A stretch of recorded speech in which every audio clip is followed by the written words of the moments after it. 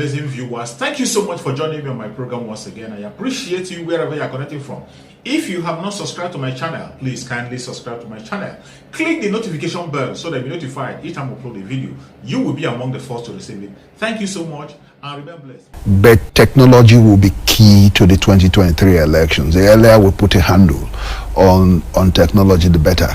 Don't forget that 2023 will be competitive with the 4 leading presidential candidates that we have at the moment, and with one already having picked his vice presidential candidate and 2 or 3 holders, presumably Kwakwanso having a placeholder.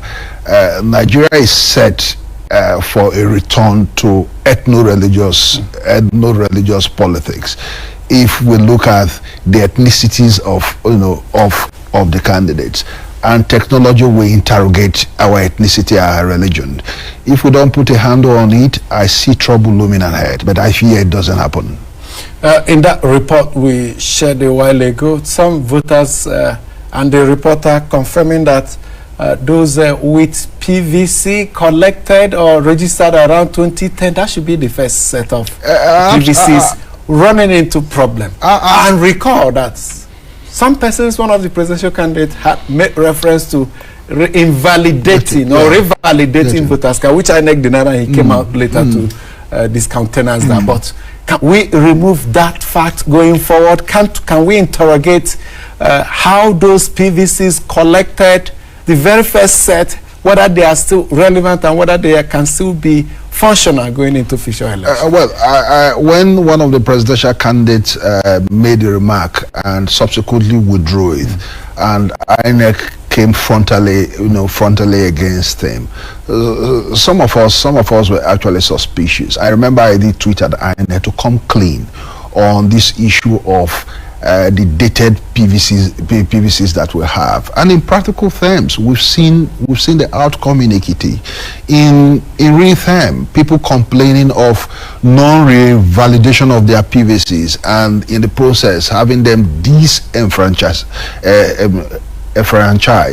We are dealing with a more fundamental problem of delegitimation, of our democracy, of our politics, and if PVCs become one of the tool or instruments of disenfranchising our people, will be deepening what I describe as the problem of delegitimation we already have. Actually, look at the results in Ekiti.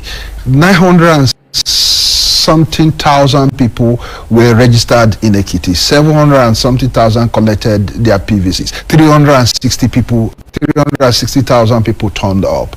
The winner of the election came away with 187,000 votes, which means that we halved the number of people who came, which invariably means that half of the people who voted for PDP and SDP rejected the governor who won by 187,000 votes.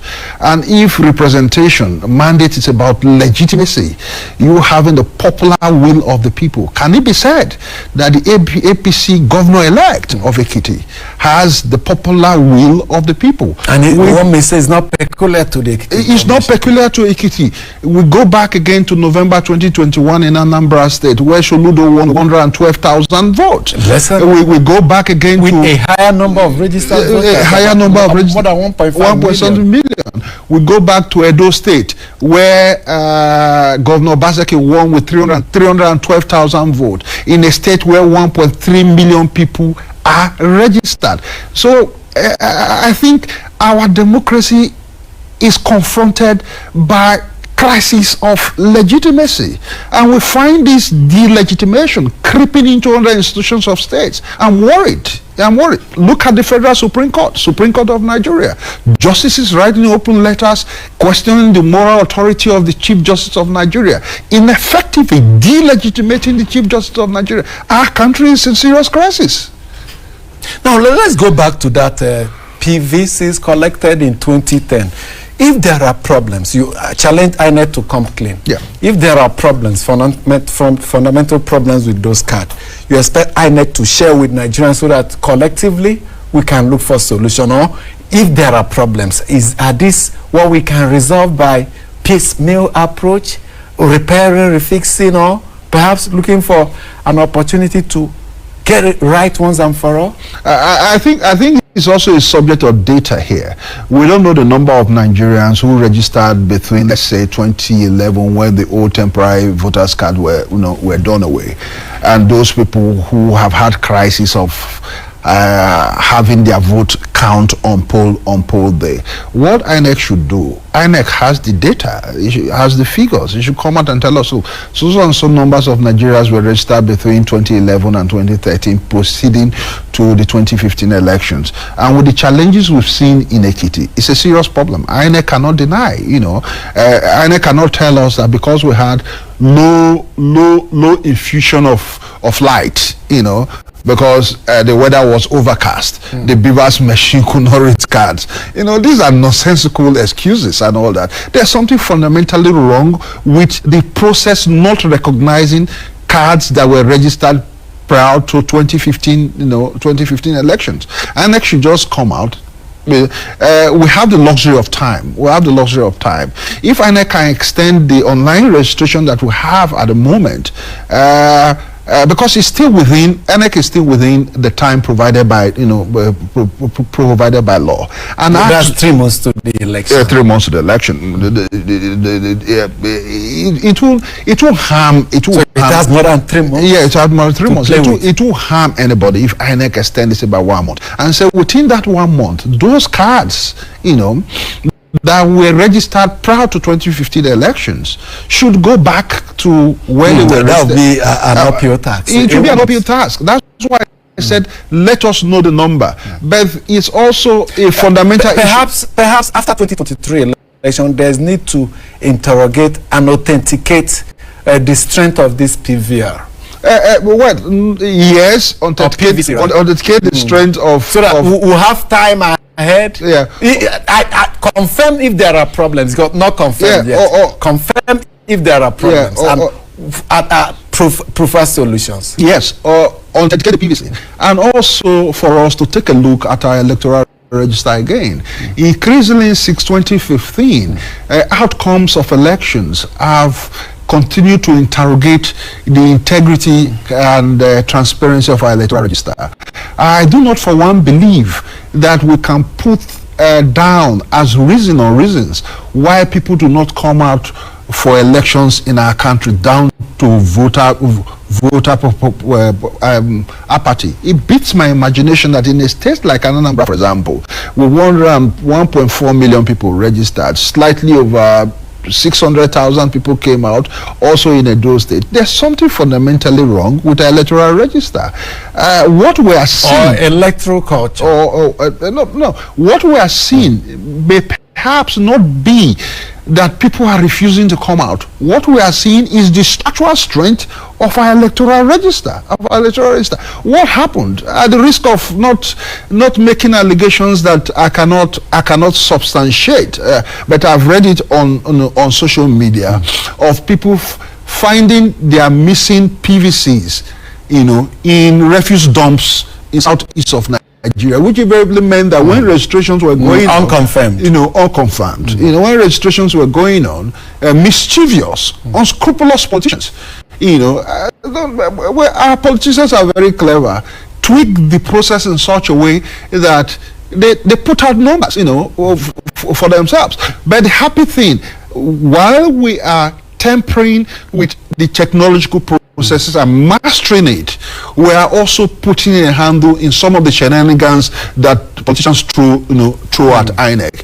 If Beavers works effectively, at the end of every elections, we will know the restraint of you raise a fundamental issue here of voters in our country. Perhaps to further lay the foundation, before the introduction of the card reader, when we relied entirely on the manual voter states were turning out millions of votes were being churned out. In fact, in some electoral districts, 100% registered voters do turn out to vote. Yeah, I give you an example. No travel. I'll give you an example because I believe in data and statistics. In 2011, for example, the elections, it was also competitive. We had General Buhari then against President Jonathan Goodluck. State like Rivers State turned out 1.3 or 1.4 million votes in 2011. In 2015, the figure dropped. In 2019, it dropped to as small as 400. And this, despite the fact that there have been continuous voter registration, people have been registered to vote in their thousands, perhaps hundreds of thousands. And who knows, perhaps going by this trajectory, 2023, there could be fewer number. And that takes us back to what you raised here, that it could be the real voting strength in Nigeria, not minding what is reflected. Yeah, I believe that is the real voting strength because of the experience that Ekiti outlays, lines up for us. Here was an election where the two avatars of the politics of Ekiti State were not actual participants, though they were the avatars. Governor Fayemi and ex-governor Fayoshe and all that. But we had two fresh candidates. And the candidate who was also a former governor. And the candidate who was also a former governor. So I had expected that Ekiti people would turn out en masse. The mobilization should have been high. Yeah, the mobilization should have been high. The mobilization was high, as a matter of fact. But at the end of the day, we had just over 600,000 coming out, 360,000 people coming out to vote, 187,000 eventually voting for the eventual winner. So I strongly believe that it is not in all cases statewide across our country that we can put down voter apathy as reason for people not coming out. Perhaps with the improvement of technology, with INEC having re-handle on the electoral process itself, we are seeing the actual, transparent, real numbers of registered voters.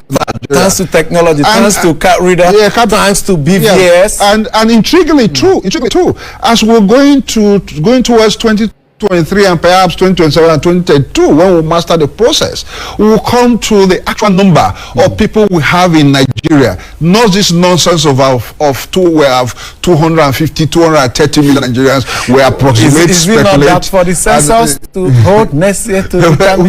we know how political the census is in our country, because it's a tool for approximating and allocating scarce, economic and social resources of state, and we know the politics that goes with census. But for me, I think the number that will turn out in our elections when technology master the process itself, we interrogate our population. So there's a strong likelihood that the number of vote cast during 2023 presidential election may be less than that of 2019. 2019. We're not God, but on the basis based on the trajectory, based on data analysis on the trajectory, the numbers that are turning up, there's every likelihood that it will drop. But interestingly, we can also use Ekiti as an example, where Governor Fayemi won the second term with just, I think, 190,000 votes. The person who is taking over for him has just won his election with 187,000 votes. There's a drop of 3,000, 4,000. Of course, we can put that drop to technology. Now, apathy, can you clearly dismiss it? Think of what is happening presently when hundreds of thousands, perhaps in their millions, young persons moving now to get registered. People perhaps alienated and completely disconnected from the political process, suddenly showing interest. Like I said, we cannot entirely dismiss voter apathy, but it's not a reason, a causal factor that we can advance across states in our country. There are states where there is real disconnect between those who govern our citizens and they govern themselves. So it's true, there's a disconnect between politics and power. There's a disconnect between the people and the government house, and there's a disconnect between the street and you know, and power itself. And the only way people can show their disaffection is to stay away from the electoral process. We have seen it in Anambra, for example, where successive governments of shame, you know, made people to recall into their homes. And in 2021, you know, the people came out in defense of the electoral mandate and even rejected money. You know, I was in the studio here. Yes. And there were instances where, of money, unfortunately, it wasn't the case in Ekiti. Well, it wasn't the case, you know, in Ekiti. But true. Where there's a disconnect between power politics, disconnect between the people and the government house, people will exercise, you know, is also an exercise of their right to vote. I found my argument on the Speech Act of the philosopher Austin, that if you decide not to exercise your right, your refusal not to exercise your right is an exercise of your right in itself. You know, those 400,000 people who refuse to come out to vote exercise their right not to vote in rejecting whoever emerged as the governor-elect of, you know, of Ekiti State. But we think that is not the way to go, because we're not going politics, we are not going democracy. Democracy is hinged on the people. The people is at the core of democracy. So when people come out to vote, exercise their choice, they are not only exercising the choice for the day, but they are also exercising their choice for the future.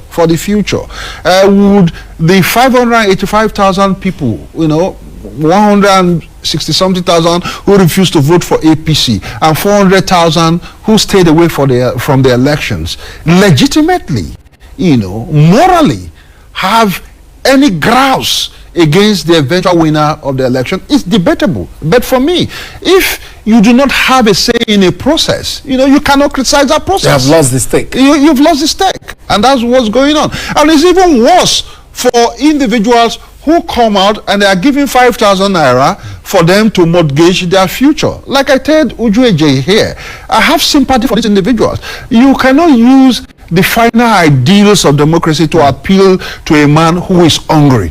Tell a man who is poverty. Integrity is not a question for a poor person. Someone that can meet basic needs. Absolutely. Integrity is for someone who has conquered those challenges. Those basics. Yes. Those basics. So, and unfortunately, majority of our citizens under this blanket. Yeah. So we have 90 million Nigerians who are poverty, who are neck deep in poverty, and are worried for 2023. Someone who does not know where the next day will come from, and there's a 10,000 naira before the person, and you're talking of integrity, you're preaching, don't say your vote to that person. Is it realistic preaching?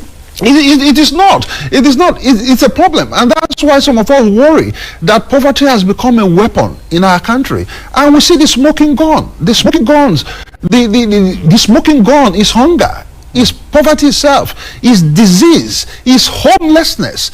Somebody who sleeps under the bridge in Ado Ekiti, who has PVC and is giving 5,000 naira, and he knows that this 5,000 naira can take care of his need for another 24 hours or more. Will forget about the finesse of integrity, you know, and collect the 5,000 naira and go and vote. But you see, our focus, our lenses should be directed in the direction of our politicians, those that have, you know, weaponized poverty in our country, those who exercise power not for the common good of all, but for themselves, those who go into government houses, you know, to steal, those who do not pursue socio-economic policies that will better the lives of our people. It is the result we'll see, and we have the proponent of that policy in that state, the stomach infrastructure policy. You see, going forward to 2023, with the number of voters dropping, there's a likelihood that we'll have small number within the dragnet in 2023, and those who have locked our public treasury will have small number to bribe and secure what will turn out to become popular or unpopular mandate, depending from the prison in which we look at it. Let's go on a break. When we come back, more to speak on issue of vote buying and so many others. Do stay with us.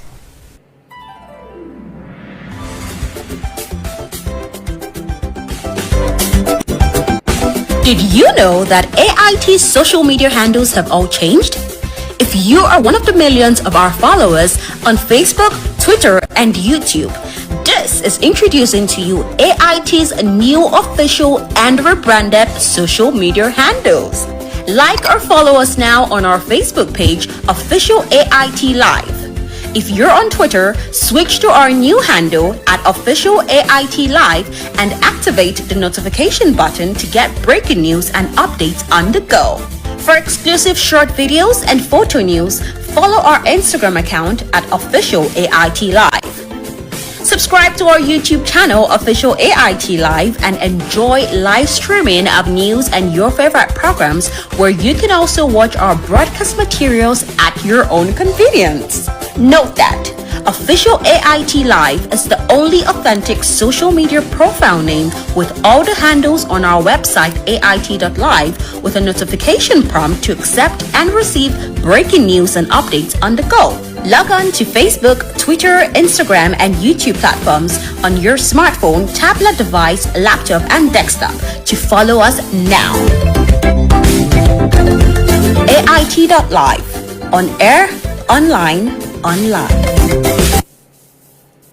Thank you so much for staying with us. My guest has been Abdul Mahmood, President, Public Interest Lawyers League. He's known as the Great Oracle on Twitter, and one of your followers here, Mark Momo, says the Great Oracle, giving analysis, solution, and advice to INEC on how to do better before the general election on AIT. Right now, always full of solutions. The gods are wise. The gods with S, for emphasis. Anthony Avisa says, INEC claiming that they don't have control over the security, thus having people snatching ballot boxes and vote buying. Can INEC now claim that the Ekiti election was successful with all these challenges, and should we expect same in next year's election?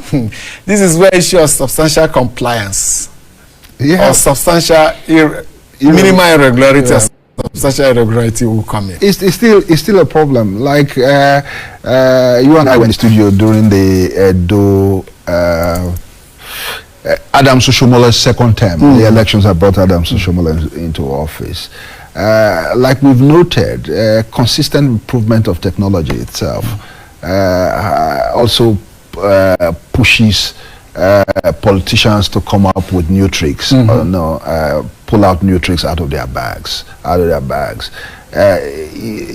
If you cannot master the new technological process that INEC has initiated, what do? You go around it and see how you can undermine it. And we've seen that one way of undermining it is by ensuring that elections do not take place in centers or areas where opposing parties have their strengths. Disruption and suppression of vote is also a problem. It's not mainly a problem of INEC, though INEC is the institution that superintends election, but INEC cannot manage the security of elections. Though in our statute book we say everything that relates to election processes in our country revolves around the statutory powers of INEC. Yes, on that issue, sorry. It was during Jega's time. No, before Jega, the 2011 presidential election. A joint security architecture was formed, and I recall as a reporter I was asking the Inspector General of Police then who should be making the call, who should take overall responsibility for security issues as it relates to that election, and he fled up. Though I stood my ground and insisted that he's a legitimate person, he must answer. INEC on paper being responsible for security, the security agencies seemingly taking orders from INEC on paper based on provisions of the Electoral Act. But in reality, we have seen just the like the power lies elsewhere. Is also a problem. It's also a problem. And there's a more fundamental problem. I continue to express this. Our refusal to properly securitize elections in our country, make elections as objects and subjects of national security, will be one way for us to put a handle on some of these problems. And when I mean securitizing elections, it's not about throwing some cordons around ballot boxes, throwing 360,000 policemen, 36,000 policemen, civil defense operatives, happily announcing and all that. And none of us have gone behind to make a head count of the actual number of police. Whether those deployed reflects those on paper, because it's those on paper that collects the allowance. The provisions are made for allowances. Absolutely. And it's not about throwing cordon around the ballot box or the precinct of voting. It's about securitizing the lives of people who come out to vote. And increasingly we also saw it in Ekiti, skirmishes everywhere, in plain sight of armed policemen. So you ask yourself, what roles are these armed security officials expected to play on election day? Just go and watch, allow power to trump law, allow power to trump morality, and it is a problem. But the problem I have with the present leadership of INEC is that the leadership doesn't appear to exert both its legal and moral authority. We saw that problem in 2011, but in 2015, Jega was able to assert himself as the pretender, if there's anything like that. Perhaps there were not much pressures on him as we are seeing in other times. As we see in other times. Yes. But he also deals with the individuals. The INEC office is a pressure cooker. Absolutely. It's a pressure cooker. Once you get in, expect pressures from everyone. I expect that when you are appointed to hold public office, you are protected by law. Protected by the Constitution. You should stamp your legal and moral authority.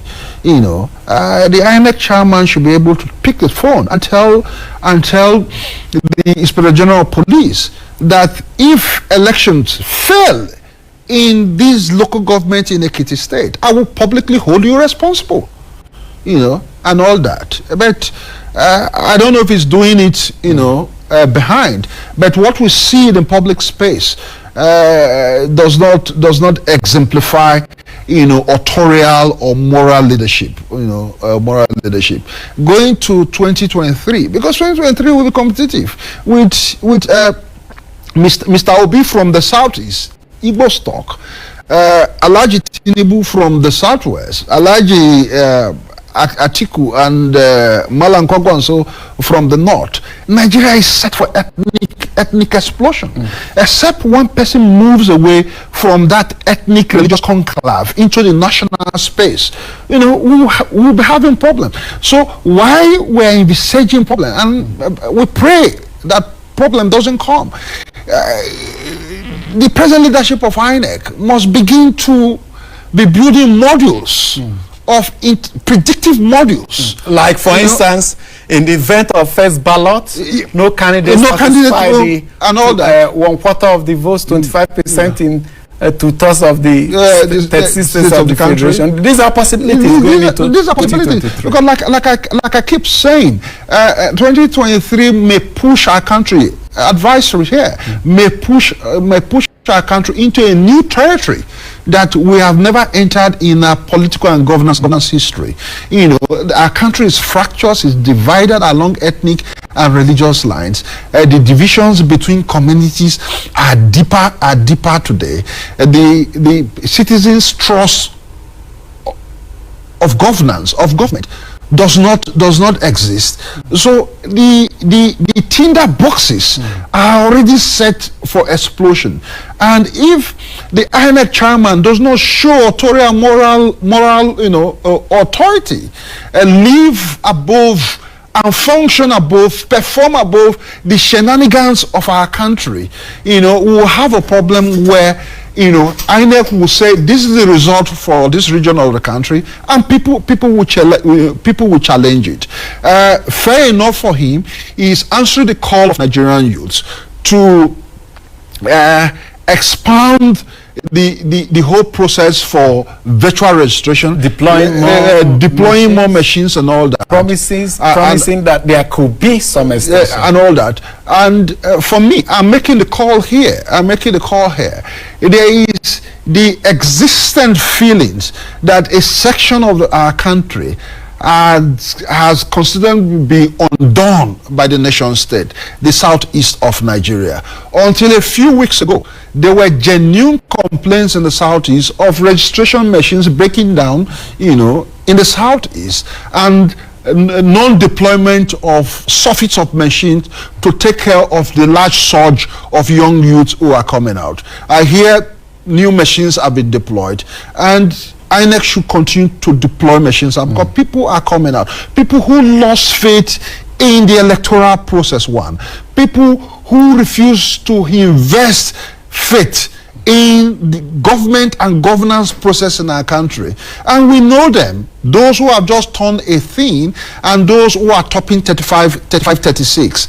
And if you look at the statistics that we have, the youth demography is topping 51 to 50% of our total, of our total voting numbers. So if these numbers come out in 2023, we'll be looking at a situation where we have an agency of state charged with responsibility of conducting elections, not having the capacity to manage the number that is turning up. That's why I'm saying, look, INEC must continue to build predictive modules towards 2023. Completely, many aspects. Many aspects. And depending on wherever it swings to, there are contingency arrangements on ground. Talking about meeting the geographical spread requirement, I recall that I wasn't quite conscious 1979 when Professor Chikobi and some others had to do the mathematics. And the nation was almost going into a runoff. We have never seen a runoff. I think for me, as a student of history, looking back to, and also as a lawyer, it was for political convenience that the 12 to 3rd was contrived. 19 states. 12 to 3rd of 19 states. Was contrived by our lawyers in the Supreme Court. If you go and look at the figures again, and perhaps there's every reason for us to make some comparison between 1979 and 2023, because if you go back to 1979, the 5 major presidential aspirants, were from the 3 geopolitical regions in our country. Not even more than the GNPP. Had his Kanu vote. Aminu Kanu had his patch of vote in Kanu, which we predict that Kwankwaso may do. Yes, in Kanu. Shagari, Sokoto, Southwest, Azikiwe from the southeast of Nigeria and all that. So if you go and look at the figures, nobody crossed that threshold of 50 plus. Shagarida eventually won the election, had 33% of total votes cast. But for political convenience, Nigerians has lived under military rule from 1966, and there had been broken promises of transition to civil rule and all that. People just said, look, let us nanny the military and send them back to the barracks. Babysit them. Just babysit them to the barracks. And people accepted what happened. Nigeria was still not as fractious as we are now. Religious divisions were not as deep. Don't forget, Obafemi Awolowo's vice presidential candidate was a Christian from southeast of Nigeria. So we had a southern candidate picking a southern vice presidential candidate. Also for Zeke and all that. But I do not think Zeke drew his vice presidential candidate from the North Central. From the North, from the North Central. You know, at the comparative level, I do not think that. So if it could happen then without much uproar, then it tells you that the divisions were less than now. They are less than now, and our political parties were still ideological. People knew what MPP stood for. MPN, conservative. People knew what MPN, Party for the Market, Party for One Nigeria, One Nation, and all that. UPN, democratic centralism, welfareism, and the centrality of the rights of individuals. Same with the PRP was outside the realm of the other four.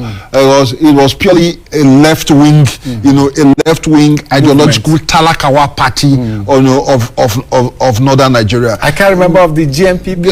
The GMPP ideological orientation was radically not different from MPP.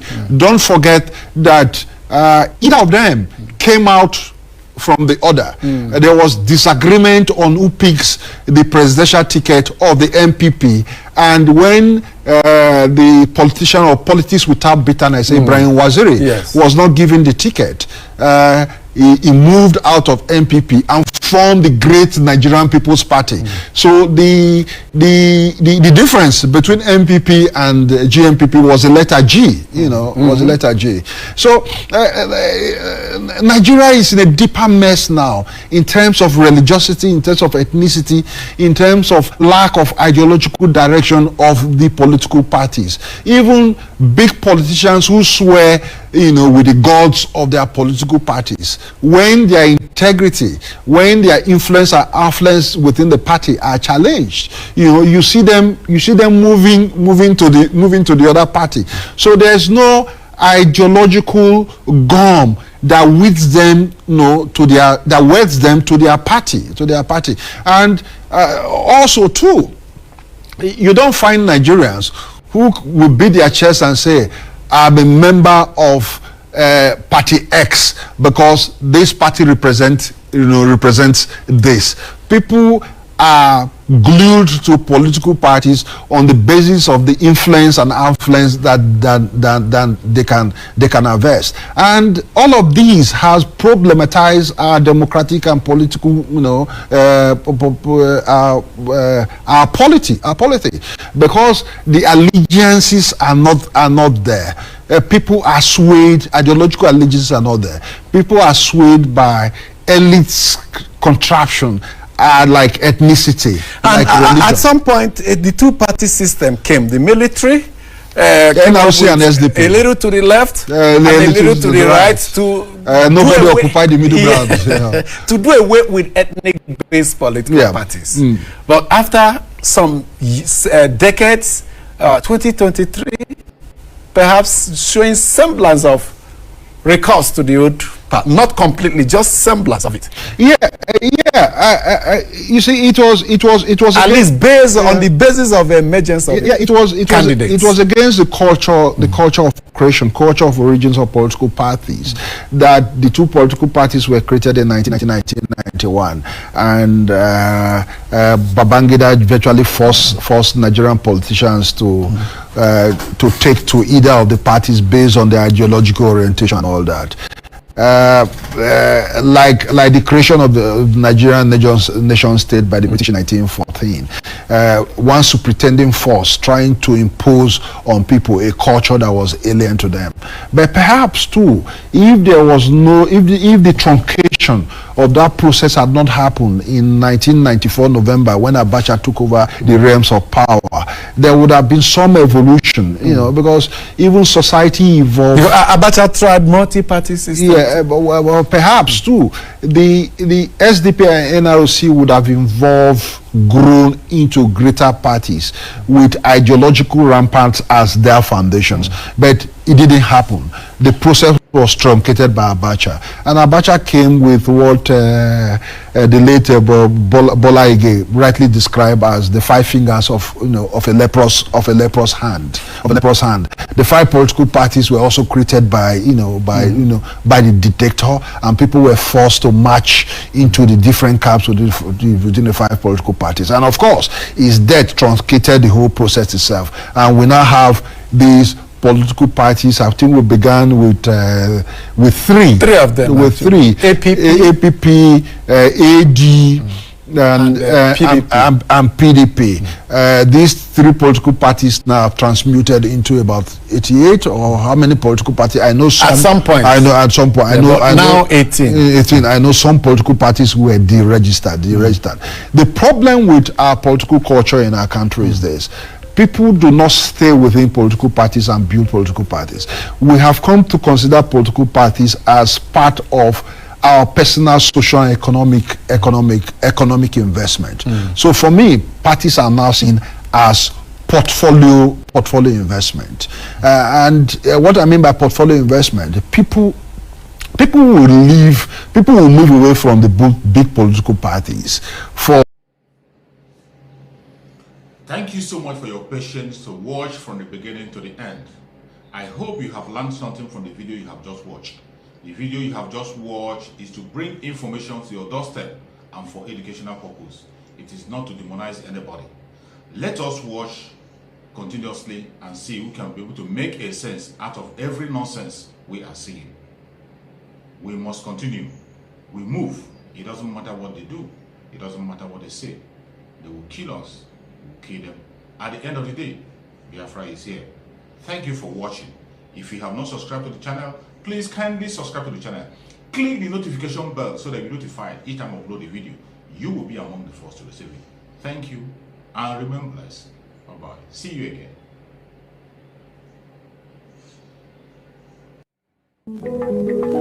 again.